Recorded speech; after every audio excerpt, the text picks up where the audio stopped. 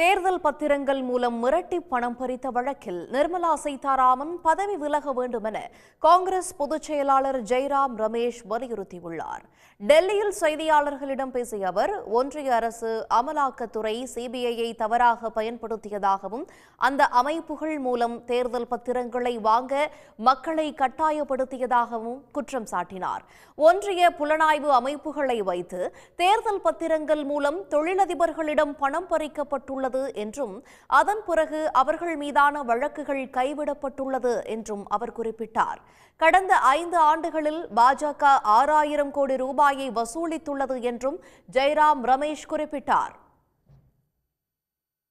Joint secretary, director, ये सब जो पदें होती हैं वो यूपीएससी के माध्यम से रिक्रूटमेंट होता है. आप एग्ज़ाम देते हो, कोचिंग सेंटर जाते हो, आईएएस में भर्ती होती हो, ऑल इंडिया सर्विसेज में भर्ती होती हैं और उसके बाद ये अपॉइंटमेंट किया जाता है. पर पहली बार एक साथ जिसको कहा जा सकता है ना, ये मास लैटरल एंट्री था.